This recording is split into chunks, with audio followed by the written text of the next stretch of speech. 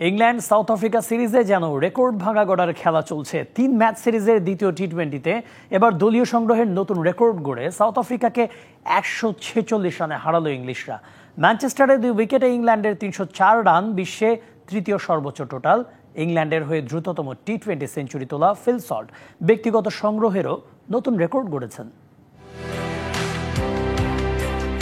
একটা ম্যাচে কতগুলো রেকর্ড হতে পারে? ম্যানচেস্টারে ইংল্যান্ড সাউথ আফ্রিকা দ্বিতীয় টি-20-র পর এমন প্রশ্নই উঠেছে। দুই দলের লড়াইয়ে রেকর্ডের ফুলঝুরি ছুটিয়েছে ইংলিশরা, আর সেই বিপর্যয়ে দর্শকের ভূমিকায় সাউথ আফ্রিকা।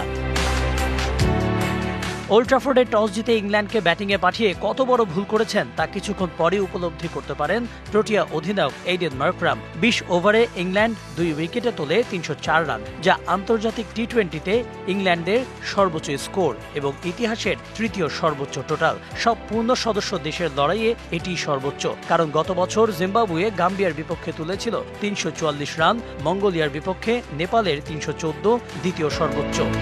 এলএমই সার্টিফাইড বিশ্বসেরা কপারে তৈরি ওয়ালটন কেবলস, যা আপনার স্থাপনাকে রাখবে সব সময় নিরাপদ।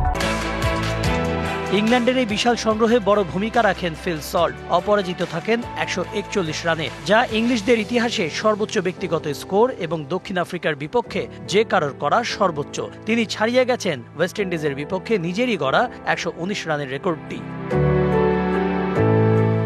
এই ম্যাচে মাত্র ৩৯ বলে শতক পূর্ণ করেন সল্ট, যা ইংল্যান্ডের হয়ে কোনো ব্যাটারের দ্রুততম শতক। এর আগে ২০২১ সালে পাকিস্তানের বিপক্ষে ৪২ বলে সেঞ্চুরি করেছিলেন লিয়াম লিভিংস্টোন।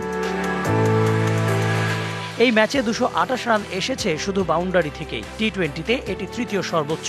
ইংলিশ ব্যাটাররা ৩০টি ৪ ও ১৮টি ৬ মারেন। ৪৮টি বাউন্ডারি, যা ইতিহাসের দ্বিতীয় সর্বোচ্চ। শীর্ষে আছে গাম্বিয়ার বিপক্ষে জিম্বাবুয়ের ৫৭টি বাউন্ডারি।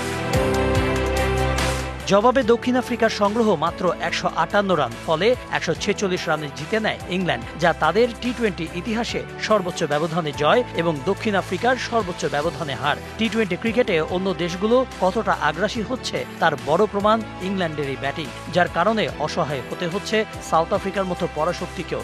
বাংলাদেশের মতো এশিয়ান দলগুলোর জন্য যা একটা বার্তা বটে। Kanak Mahmud, DBC news desk.